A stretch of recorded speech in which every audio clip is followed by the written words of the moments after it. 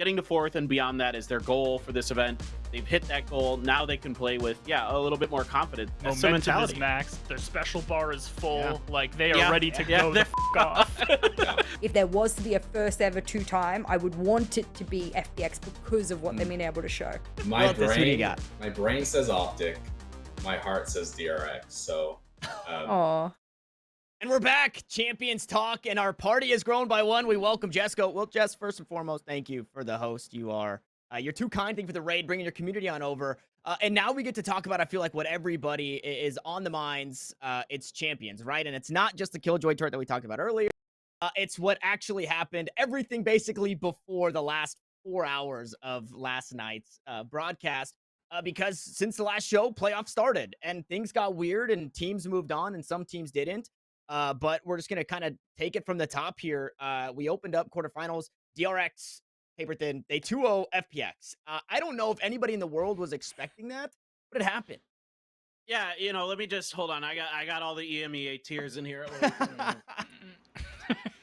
Oh, tasty. So good. No, I mean, like, look, this was probably the match where I realized that DRX was different. This is where I realized that the same problems that they were having in previous events weren't there. They were mid-rounding better, and again, that goes to the IGLing of stacks and the all-around clutch ability that he and Mako and even Zest in this one have to work together to kind of grind through these insane overtimes they've been having on Ascent to find great value. And then on Breeze, I mean, that was an expected win. I think there are teams that can obviously beat them on Breeze, as we're going to see later, but they are a solid Breeze team, and they just had a fundamental better understanding of the map. But I mean, on Ascent, it's about their mid-round adaptations. It's about changing things round around. They're always looking a little bit different on this map. They have a read on how to kind of adjust to what teams are doing for the most part. Obviously, I don't think they have the same firepower that FPX does, for example, but they're able to kind of overcome it. Yeah, and we're seeing some of that firepower right here, right? This was in that Fnatic matchup where Mako just goes crazy in a 1-2. It's maturity is something that you brought up earlier in the show for this team, and it really did start to show, and obviously making a top 4 is great. Did anybody feel, because I know Paperthin is a DRX fan, did anybody feel that FPX kind of just came out and shit the bed a little bit? Does anybody feel that, not to take away from the DRX performance, but obviously we expect a whole lot, right? We expect a lot out of FPX, and they've looked so shaky. Actually, I want to go to Jess with this one, because Jess, you kind of got to see it firsthand.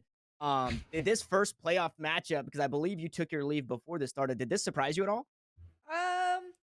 I mean, I'm always under the belief, probably because I come from a coaching background, that your team will always have one bad day at the office at a tournament. Always. And I always see a team where they have that day, and I'm just like, eh.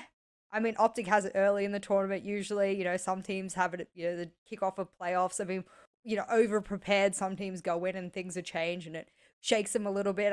For me, I didn't really think much of it, because I was like, well, they're still in the tournament. It doesn't mean shit to me. It just means that they don't have that extra chance anymore. So for me, I was like, no, I wouldn't really, like, if I was on the desk, obviously I'd have to use that as my my data to be able to go back and be like, look at them, they lost the game. Wow, they shouldn't have. But yeah, personally, I don't think it really mattered that much, to be fair. I think FPX as a team had a bad day at the office, and everyone does. Okay, Jess, coming right back to you then, because this is an interesting matchup. It's the one that we got to kick off playoffs, and I believe it's the one that we're probably going to get, if not first, second, coming up here shortly in the next few days. In FPX, they have to play each other again. Now, how do you feel about it? Isn't there, I mean, look, we got Weltis here, so let's pull up some data. Isn't there some ridiculous, like, 60-70% win rate on rematches at international VCT level anyway? So if I just pretend like I don't have a bias against DRX so that Paperthin doesn't beat me across the camera right now, I'm going to say subjectively, the stats are pushing us towards a rematch where FPX gets their revenge.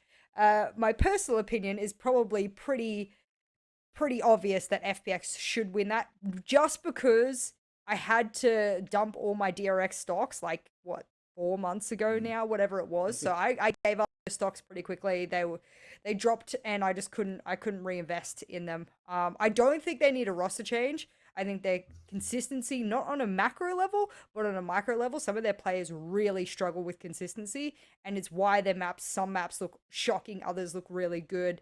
I can't put my money on that because they're just not consistent. So I don't think they'll come in and be able to do it again. I'd love for them to shock me, but I think FPX is a way more dominant team.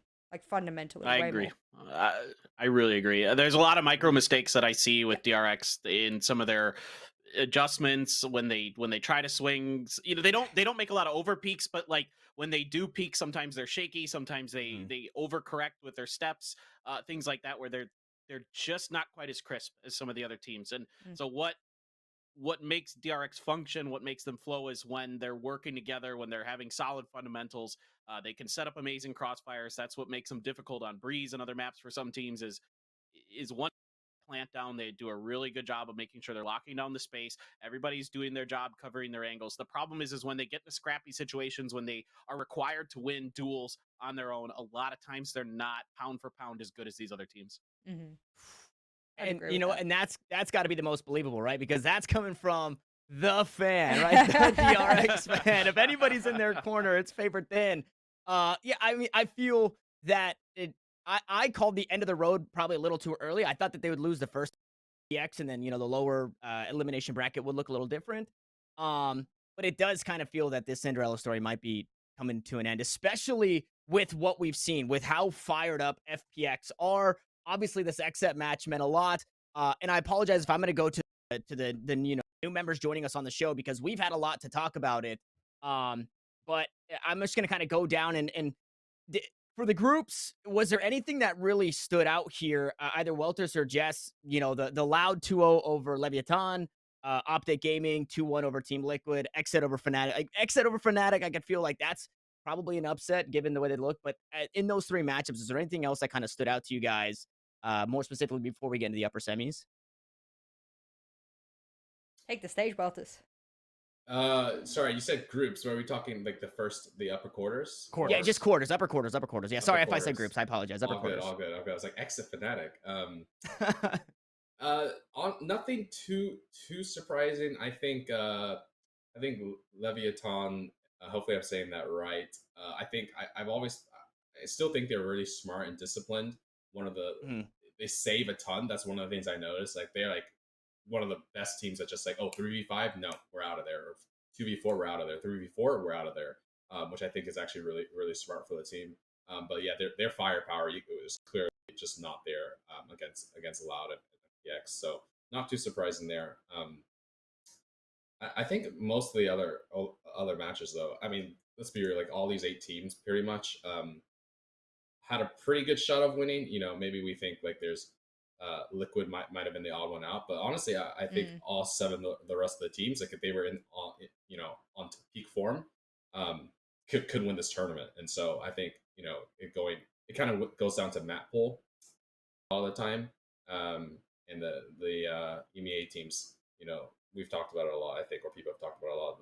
The weakness of Pro kind of has screwed a lot of them. And so, but no, I'm not too surprised by the results. I think all those teams really could win any match, any day. Any match, any day. So this is what it was. The matchup that I want to jump to is actually now in the lowers, and I want to get both your thoughts, Jess, and Anderzz, your thoughts from the coaching perspective.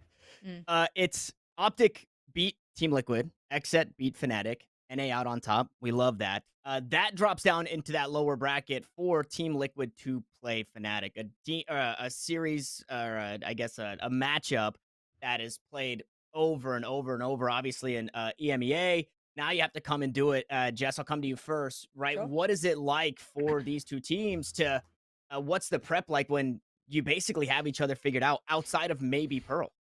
I would say the prep for Fnatic would have been abysmal. Like, for a team that's highly strategic, and for a team that I probably rank as probably the highest thinkers in the game, going up against Team Liquid was probably, quote unquote, one of the worst matchups they could have gotten. Because I don't know how, over a year in EMEA, we stand on the desk and we say they're trying to reinvent the wheel again, and they're trying to do this, and they're trying to do that, and that's always Team Liquid. I mean, when we saw the Phoenix, of course, we were trying to work out what the thought process was for Scream to play that, and we still are. You know, we don't really have an answer from him yet as to what the goal of that is, but I think that was possibly, for Fnatic, one of the worst matchups they could have gotten. Like, if I had have drawn anyone else, I know it was a 2-0 and everyone's like, it's But if you think about them prepping and everything like that from a coaching perspective, if I'm Mini, I'm sitting there and like it's like sand falling through your fingers. You're like, maybe it could be some of this. You know, is it the needle in the haystack that they're going to play today? Are they going to play like this? Team Liquid is very instinctual. They're like cerebral players that act on instinct and game sense 9 times out of 10. And you can't prep for that. So I was glad with how Fnatic dealt with them, but that must have been very tiresome. Those rounds must have been very tiresome for the players to have to think like this. So I'm glad they stuck to their fundamentals. That's probably, as a coach, what I'd be telling them. You know, play your crossfires. You see a B here. Play your crossfires. They're going to come in with firepower. That is how Team Liquid likes to roll. It's how they get their momentum in a round. Look at that crossfire left and right. That's your fundamentals, and that's something that Fnatic is able to use and counter a team like Team Liquid. Otherwise, yeah, you give them 1v1s and you'll lose 9 times out of 10. So I'm glad they did that. But yeah, I think they met their match the next game. So I think it's interesting stylistic differences there. Yeah, that's a tough one. But yeah, Anderzz, what are your thoughts on that? I mean, Liquid Fnatic is almost like the EMEA El Clasico at this point. And like, I've been on the receiving end of it. Like, literally been part of that matchup. It is very much so what Jess is describing, where like, anti-stratting TL is kind of like trying to read from a book that spontaneously combusts every 5 seconds. You put it out, read like 3 words, and then it bursts into flames again. Put it out, read 3 words, bursts into flames again. Like, it's a never-ending wheel. And I think that the best way to handle it is exactly what Jess was describing. Like, you just got to play fundies. Like, if I can see Mini literally saying verbatim to the team, play it like a scrim. And that's the mentality that they have coming in. It's like, focus on fundies, play it like a scrim, like, trust your firepower, and we just win on brute force. And I think that this iteration of the roster, like, this matchup, if you look at it historically, it's been very back and forth. So the fact that Fnatic sort of took it with this level of comfort is actually, in many ways, a coming of age. And I think Alphair being part of the roster is a huge part of that. Like, they now have the firepower where they get like a scrim, and they are just going to, like, hard diff TL finally. I think that, like, TL maybe even is backsliding a little bit in terms of there's a little bit less substance backing their innovation than I think there has been in the past. That's a personal read, but I want to credit more so like the evolution of Fnatic to really being this truly like dynamic, can handle entropy type of roster, whereas in the past it's been something that the team has struggled with a little bit more. So to go right back to then, Anderzz, what happened in the DRX matchup, right? Obviously a closer, a little tighter of a series, but is, you know, this team that you're talking about have, you know, how they've grown and kind of matured as a squad, and they can play both styles. They can play strict Fnatic. They can play scrim Fnatic, as strict and as scrim Fnatic. What happened against DRX, man? So I think Fnatic indicates the way that series should have gone. I think that Fnatic like really just put that away and did really well. I think Ascent should have been a closeout on Fnatic's part. And I mean, it was it's a 14-12 overtime. One round changes. One guy hits a shot, that's a 2-0. And so sticks the defuse. Yeah, I mean, I wasn't gonna go there, but yep, not wrong. Yeah, they literally thanked him on the Korean broadcast. They're like, thank you, Enzo. Thank you. Jesus. Rough. And then I think that, so under the premise that I think if things go perfectly, it was a 2-0, I think that what happened afterwards is actually the crux of not only why Fnatic went out of this, why I think EMEA has been struggling so much. Their map pool is bad.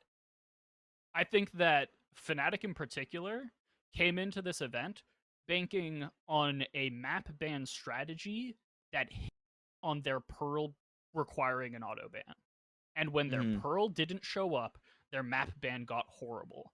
I think it was literally in your stream, Weltis, where like the day before the Xset match, I literally laid out the priority of where I thought Fnatic's map pool fell, and I put Fracture towards the bottom of their pool, which a lot of people, like, knowing Fnatic has a great history on Fracture, they probably wouldn't have expected that. I think that if you want to take a really objective, hard look at it, Fnatic's Fracture wasn't that good at this event. It genuinely wasn't. And so if I looked at this map draft, I literally would have called it before the match even started. If it goes to Fracture, Fnatic lose. I would have been very confident in saying that. And so I think it should have been a 2-0. I think that it was very, very, like, marginal differences on Ascent. But as soon as it went to that map 3, it was almost like, hands up, fuck, this is probably it. And this right here, I was screaming at my computer at this play specifically because you've got that tension of the res coming through. It gets stopped a couple of times. And then obviously Stax has been a player for DRX that we've mentioned kind of, just at the top in way of gameplay and way of the brain, is really doing a lot for his team. Obviously, we've got other matchups to talk about, some spicier than others. Real quick, tossing it out there. Anybody, first one at it, DRX Loud. 2-0 for Loud. Anything really stand out to anybody there? Another day at the office. Okay. That's what I was Brazilian thinking. super Loud team finally being a super team? Sure. Yeah. They They finally always got were. They always were. It's not fair that you go up against a fucking Masters winner that early on in a tournament. Yeah. They always If you're were gonna- that good. But you have to beat them anyway. Sure, but we would be talking Yeah. about them so differently if they came second or third. True. We would. Yeah. So if they I didn't go wanna up against say- winners, oh, yeah, they go would ahead. already be rated higher. And the fact that people haven't fathomed that is crazy to me. Weltis, go for it. I saw you getting. Weltis, yeah, go. No, I mean, I thought DRX tossed Breeze. I mean, it kind of Yep. it kind of is the root of their problems. They don't, especially their defense is a little bit capped sometimes, and especially they don't. I feel like they're not willing to make too much. I mean, everyone knows this. They're not really their adjustments mid game if things aren't working. Really is not good. They've shown better. They've shown I feel like a few maps like Ascent a few times. They've switched it up the way I think they played Fnatic. They got a few rounds after changing a little bit of timeout in the mid map there. But yeah, Breeze. I think the 9-3 was pretty tough, and it's hard to read into the mental of this team. And you kind of hope that the professionals, you can't get phased by tossing a 9-3, but you always wonder like how would Haven be a little bit closer if they actually closed out that map. And I think they lost like a crazy 4v2 post plant when it like a crucial round at 1-4 or something like that, and kind of from there I think it was just it was gonna be a loss. But I think we saw some of the lack of firepower in DRX in that game too. And so it's a bit worrying. I'm a big DRX fan too. That I want them to win, but their firepower is a bit concerning. They go. They can't win many really consistently like 50-50s compared to some of the other teams. So it's I think the scoreboard tells a lot, like reinforces a lot of the narratives that you're plugging there. It's like, okay, so firepower is an issue. You look at Buzz's scoreline, primary fragger, horrible map 1, even worse map 2. So you see both that firepower deficiency and the mental spiral potentially after losing the 9-3. So like, I think you hit the nail on the head. I think that's like, yeah, his stats. If I can't hit against Fnatic, he was pretty terrible map 1 and 2. And I was kind of I thought Buzz replacing this duelist would be like a real change that DRX could actually make a deep run. And so all was looking good in the group stage, but all was also looking good in the group stage with RB as the main duelist in previous events. So I don't know, it's something about the duelists once they get. I think maybe it's just like the top teams kind of can just shut them down. They just don't have the talent as some of the fraggers in the top teams. So we'll see. Kind of, I guess maybe this is a bit of copium, but I think I was talking about this with you, Anderzz. I think, but them, I think there's a world where them beating Fnatic in this cursed game, it was their biggest challenge, and now they're just gonna play like they have nothing to lose. It's like upside from here, and they just like kind of I see a world where they win it because they unlock like that they move past the hardest challenge they had, and now they just like play very very confidently with like whimsically but confidently. I think that's a real possibility. That's the momentum is mentality. maxed. Their special bar is full. Yeah. Like they are Yeah. ready to Yeah. go the fuck off. They're entering the combo for the super right now. I mean, Yeah. like, I know for a fact, talking to them behind the scenes, that's their mentality right now. Like they for them, this tournament was about getting past that hurdle of that 5th, 6th place, getting to 4th and beyond. That is their goal for this event. They've hit that goal. Now they can play with a little bit more confidence. And I think there are two things that stood out to me. Buzz, when he's not confident in his shots, it shows. It's very clear that he just can't keep up with some of the other players when he's not in form. And it's a lot of mental for Buzz. You could tell by his body language. We can literally, I sit with DRX staff and talk with them during a lot of these matches, and we can literally tell by his body language how he's going to play that day. Like, we just know when he walks out on the stage. So he's gotten better about it. He's able to recover better. You know, he's accepted criticism very well, and he's tried to improve as best as he can. I think putting him on the duelist role shows a lot of confidence, but then also to Loud's credit, I want to give them a lot of credit in this Breeze. I think they learned a lot from what 100 Thieves was doing against DRX on Breeze, really keeping track of Buzz, shutting him down, and giving themselves good opportunities, particularly on their attacker side. They know that DRX is going to have a very good attacker side that's very hard to deal with no matter what. So focus on their attacker side. You just saw Buzz getting smothered with utility by Loud. And it was something that I noticed that 100 Thieves was doing a really good job, was keeping track of Buzz, especially with the Sovas, to make sure you know where he's at, and then you're going to lock him down. And like you were saying, Weltis, there was a lack of adaptation from the side of DRX. Buzz was just holding down the left side of Pyramid the whole time. I mean, that was basically all he did. And there was no change, and they just kept abusing it. Yeah, he was just getting shot in halls too, because they didn't play anyone there too, and pretty sad. I love that this started as it's like Loud 2-0 DRX, whatever. Jess is like another day at the office, and then it just broke into our best segment yet, talking about these two teams and really breaking down DRX.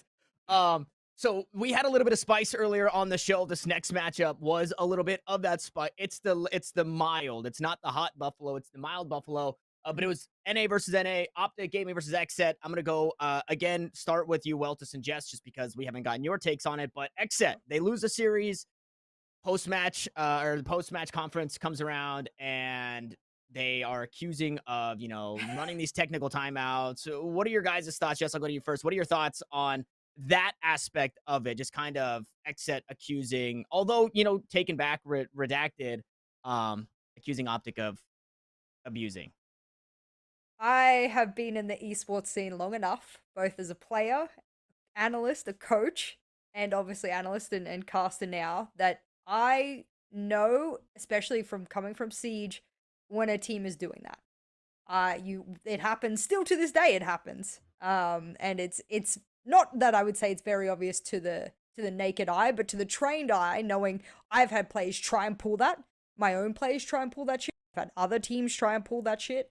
You know when it's happening and you can't prove it. There is no semblance of proof that you can pull from it. You also can't, the admins can't prove it either. The admins will stand there and they'll say, well, we've done our due diligence, we've looked at this. You can't prove that. There's no time under the sun that you could prove that. So whether they were doing it or not is irrelevant in my opinion, because when you get a longer period to talk about it, the better team wins. At that point, both of you have had time to flesh it out. The only thing you can argue about is momentum at that point. And then you're going into the micro parts about, psychology or mental coaching and everything like that. And if you don't have a good, leader on the team, and that's where the cracks start to show. And that's when the quote unquote less well-rounded team loses. So I think if you're going to make the accusation, do have proof, because there's many of us who have sat across from a team knowing full well that that's what they're doing. We have no proof, and we're going to sound like the sore losers if you bring it up. So sometimes you just have to bite your tongue and live with that. I liked Def's tweet. I'm glad that we're bringing this up. I liked it because he owned it straight away. Venting, I don't think venting is the right word for it. I'm glad he used that publicly. I don't believe that's what I think he felt afterwards was he should have kept it to himself. And not that he was venting, but that they truly thought that there might have been something going on there. It's their right to think that. I truly believe that it's their right to think that. Whether it's the truth or not is irrelevant, because admin decisions were made regardless, and then you move forward. Everyone knows that it happens in every esports game. It happens in every esports game. You say it doesn't, you don't know enough about esports. So I feel bad for them if it did happen, but at that point, you just don't have enough mental resilience to push forward, and you're the worst team. So bad luck, buddy. Bad luck, buddy. You got to keep the momentum going yourself. Do something. You got to hit bunny hop around the map while it's happening, because you got to keep the momentum up. Weltis, did you have any initial thoughts just about that situation as a whole before we jump into the matchup as a whole? No, I have 6 months of esports experience, maybe a year if you count just casually starting to watch. So any drama is fun to me. This is first time I think someone's like publicly really in a big profile match, like, called someone out for that. So I was just enjoying the drama, honestly. He probably should have just kept it to himself. But I don't think it's like, I think going forward, like, it's not going to be a big deal. I don't think it's going to like taint XSET or even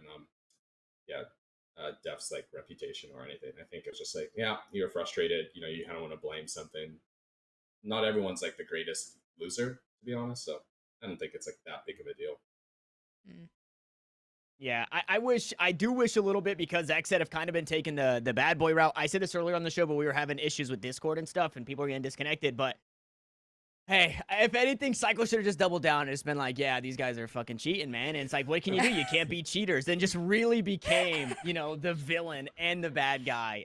Obviously, you can't do that, because this community, it really will come for your head. But it would have been cool to see, just for like the caricature that he's been playing and shushing the crowd and all that stuff. It's been a lot of fun. But yeah, so they apologized. They kind of wiped their hands of that. But before all that happened, we had a couple of maps. Now, Haven and Ascent for Optic and XSET, maps that we've seen, whether it be international or back home in NA. But this was our first, I believe, our first look at NA versus NA Pearl. And now we could talk all day about how we feel about Pearl. But Anderzz, I'll come to you first. What did you think specifically? Because it's pretty widely regarded that NA seems to have the best grasp on Pearl, and then Optic come out and 13-8 XSET, which to me would say, that's like just below the cutoff of a really close game. And, so are Optic the best NA Pearl? Here's my searing hot take. APAC actually has the best Pearl. Oh. I think Paperthin would take literally any team in the world on this map. Wow. I would argue that I'm confident that they would be able to do that. I think that 100 Thieves probably has the second best Pearl. So this was literally like a battle of the teams that are like up there, but I think are missing like pretty critical macro strategic things. I actually like XSET's approach to the map more. I think XSET just got diffed by individual players on this for the most part. Like Yay went plus 11 KD. What are you gonna do? Like, I don't think that that's like, oh, XSET has a poor macro strategic read, or that like Optic showing some like crazy like mastery of the map. I think that's Yay going the fuck off, as he tends to do. Given like that's not to be like down on what XSET or on what Optic does to create those opportunities for Yay. Obviously, there are systems in place to create those opportunities for him. But on the overall, I don't think that this was like a Pearl superiority thing. I think this was a team diff. Ooh. I have a hot take on it, is that whilst obviously XSET showed a lot of Pearl, and there seemed to be quite a significant win rate on it for them, the teams that they went up against are EMEA, right? So let's assume that EMEA shit on Pearl. So that doesn't count. So that draws away 75% of the games that they played. So if you're saying Paperthin is best, let's just go by that theory, that formula. Paperthin is best, 100 Thieves got the better or whatever. I would say if they didn't win Pistol in second, that's 4 rounds taken away. Then they only get 4 rounds in total. Then essentially they got shit on. Yeah? So I think they got shit on. It's only because they won Pistol in second. So I truly think that outside of EMEA, maybe it's stylistic, maybe it's strategy, maybe it's composition, whatever it is, that Optic shit on them and are probably way better than them on Pearl. So my thoughts on Pearl were that you were either going to have the Neon or the Rays. Optic are obviously a lot different. Do you feel that it was, as much as it could have been a player diff, Paperthin, also that comp diff of just bringing in no duelists and having just heaps of utility, right? It's the Astra in here, I believe. No, it's the Viper in here. The Viper, instead of your duelist, which I feel like the back and forth is you either have the Astra or you have the Viper. Optic are running both. Do you think that this comp diff is what kind of sets Optic apart? I think it helps. I mean, I think you need to either have a Viper or a Sage on this map, like, to control space. It's such a wide open map, and there's a lot of twists and turns. So you need to have a little bit of extra control ability whether that be that second controller in Viper or maybe a Brimstone. I could see a world where that's maybe potentially viable as a double controller play, kind of like bind a bit. But you need to have something like that in there to really make sure that you're able to do that. And I get the idea with the Neon that you're sort of able to do that, but it's not nearly as effective. It's not nearly as efficient, not nearly as long lasting as a Viper. Plus, you get some post plant lineups and things like that with the Viper, especially if you want to attack B site. I think the Viper is really, really critical for that. I think it really, really opens up a lot of possibilities for putting up those toxic screens. You know, the Viper's pit, you could wrap it around the corner before you even get the fight, for example. So things like that that are really optimal for playing that side of the map without a Viper. So I think this does play into it quite a bit. And so now we're making our list. We're getting to the thick and juicy part of what's about to happen, which is that you guys are the brains, and I love that. I love it. I'm play-by-play, peanut brain. You guys are the actual brains behind all of this. So being able to dissect all of these matches has been awesome. Now we kind of get put in this hot seat of the only matchup we haven't really talked about, FPX versus XSET, which would probably be way too long, especially with, FPX having the 6th player on Ascent, being that turret. So we'll kind of just wash our hands of that one. Very sad, and we could talk for hours, but we only have a bit more time to talk about our upper finals, which will probably be played first, followed by our lower round 3. So we'll start in the upper finals. Weltis, I'll come to you, right? Because you've been digging deep into North America. I don't know how much you've been digging into Optic specifically, because they didn't have to go through the LCQ and stuff like that. But what speaks to you with this matchup specifically, outside of that we've seen it 100 times? No, I mean I'm just interested to see what Loud can do. I honestly thought they could have had the initial match. I think they had a good lead in on Fracture, and things kind of crumbled there. So I think it's going to be a really, really close one. It's really hard for me to pick a side, though.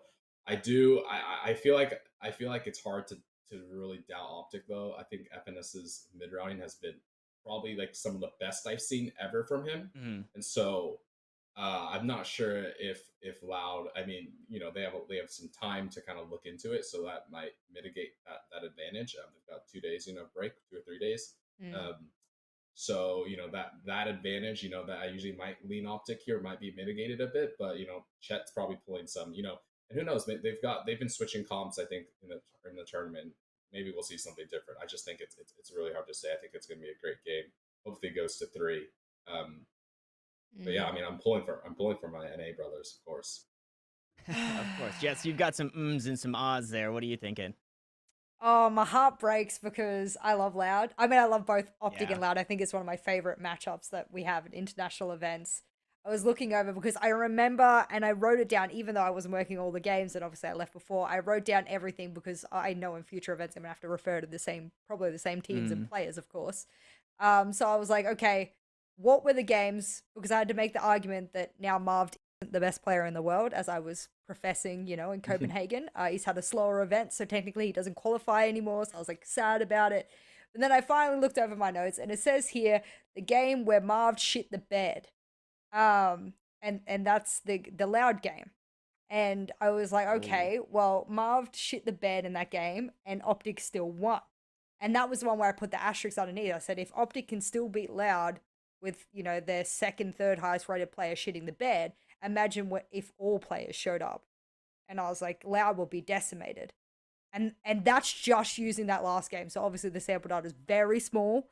You're just using one series. You're using a couple, a few maps of the map pool to go off of.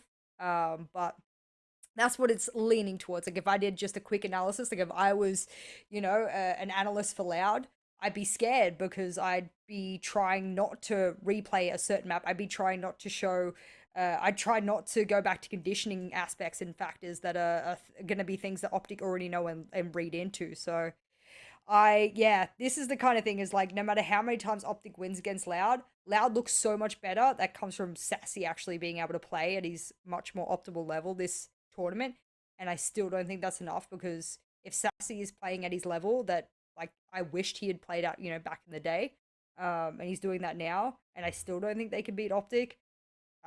Even with Marv not having a good day at the office, like I'm looking at these numbers, I just don't feel good about it. I don't feel good. Like I want to feel good. My heart says like, let's go Loud.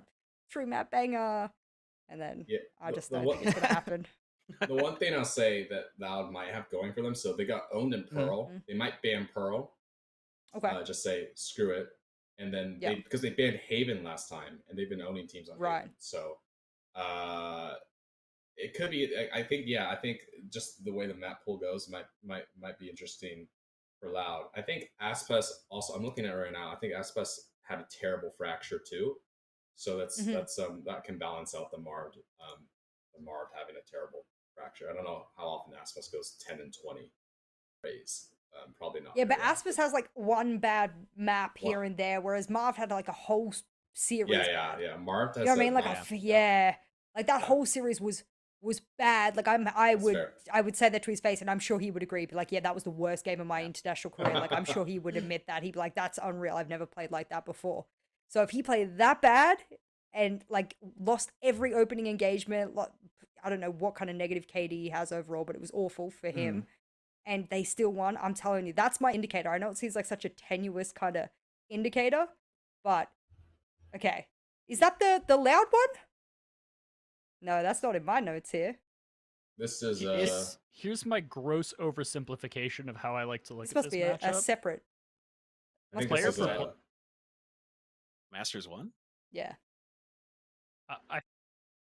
Okay.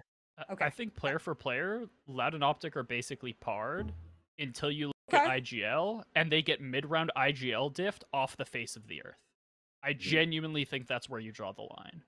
I Okay. think that player for player, in terms of firepower, individual mechanics, fundamentals, the teams are basically blow for blow. Then you look at the IGL diff when it gets to the mid-round, when you start talking about all of that conditioning utility, the signals that you give to Optic, FNS just shuts them the fuck down.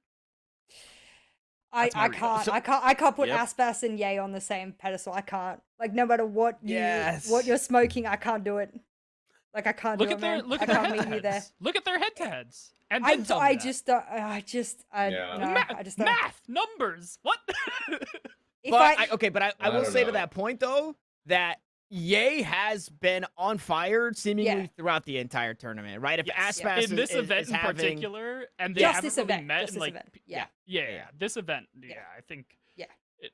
We'll have to see the head-to-head, but yes, this event, Ye is literally just world-beating. No one can touch him.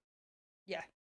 these I think are the Marv There stats we that you were go. looking for, Jess. Yeah, not great for the guy I've never who's seen usually him drop this before. ice cold. Yeah. Yeah. This is a sad place to be, especially even like having the lowest cast on the squad.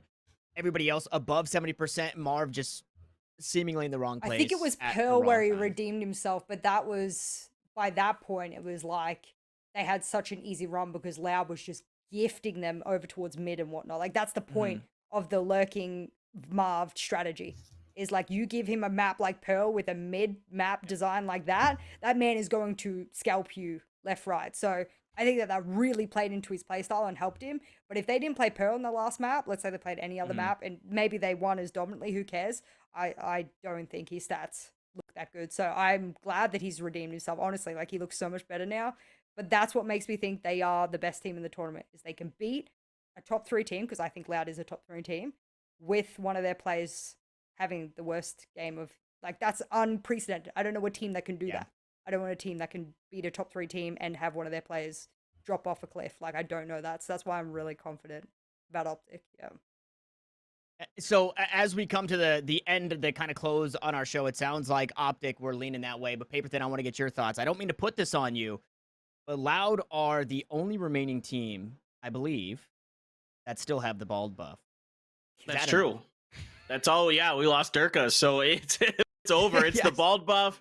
I mean, I've been trying to channel my bald energy into DRX, so I have no horse in this race. I don't know. Goodbye, Proxy. I do love Saucy. I mean, I think he's incredible. I mean, but again, with the way Optic's playing right now, I have a hard time thinking that this is going to be Loud's match. As good as they played, as good as they rock DRX, especially on Haven, one of their better maps where they had just a solid read on them, top to bottom. But again, all the things everybody's talked about, the mid-rounding IGLing, the fact that Ye is an untouchable god right now. I don't know how you can stop this trade. It's going to take a bad day from Optic, is really what it's going to take, in my opinion. And so, Yeah. is that going to happen or not? Yeah. Yeah. Is that going to happen? Okay, so last bit before we end the show today, I'm coming to you for the spicy takes. Give it to me. I'm going top to bottom. Anderzz, Paperthin, Weltis, Jess, Anderzz, starting with you. Who wins Champions? Who wins Champions? Holy Who wins shit. Champions? Jesus. Oh, we won't man. have time to talk about it before then. Chance. FPX. Ooh. I got FPX. I love Doom From Bros the so much. lower bracket. Yeah. All right, Paperthin, who do you got? Who wins Champions? I think DRX. I'm gonna go with it. I've been summoning the dark magic now. I've got my DRX jersey surrounded by bottles of soju and Korean That's beer. true. You've sold your soul to the devil. Channeling, There's no the bald buff wasn't enough. I tried that at Masters 2. That didn't go through. Now we're going deep into the dark territories of esports magic, and I am pulling through for DRX. Okay, that's like a Jesus. direct head-to-head. Weltis. like Oh, there it is. I love it. I love it.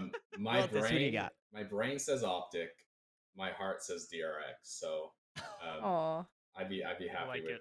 either of them. Okay. Much love. All right, I Jess. like Weltis thinks a lot like me. There's a head answer, then there's a heart answer always. Yeah. My head says Optic. Obviously, I've been chanting that this entire segment. My heart actually wants FPX, and not because of this whole 2-time thing and back-to-back or anything like that. It's not nostalgic in any reason like that. Yeah. But it's more that if I was to quantify the most impressive team this year, I would say the one that is stuck in my head the most is FPX. And as a result, if there was to be a first ever 2-time, I would want it to be FPX because of what they've been able to show. So yeah, my heart wants them. My head says Optic. And my gut says Loud and DRX. See you later. Loud and Deck. See you DRX. later. See you later. As for me, unfortunately, we have run out of time. I can't give my prediction, so we have to close out the show. This guy. You guys can't see Okay. it here, but if you look back through the show, everybody to follow Weltis Games, JessGOAT. We have Paperthin here and Anderzz. Please, whether it be streaming or Twitter, go check them out for more of their spicy takes. Anderzz always bringing the spicy takes. The analysis coming out of Weltis is fantastic. So please check everybody out. Thank you guys so much for joining. Anderzz, Paperthin, Weltis, and Jess for joining us for this show. It was a good one. We got to talk about everything, and we got some spicy takes as to who's going to win Champions. And obviously, a huge thank you to you guys in the chat and the people that help us put this on. Not only chat, but Twitch and Juked.gg for again, paying the bills. We appreciate you guys for doing that. This was a special episode. Next week, I believe we should be back to the normal time, which would be Tuesday, 2 p.m. Eastern, 11 a.m. Pacific Standard Time for some more Valoranting. So thank you guys again, and we'll see you then.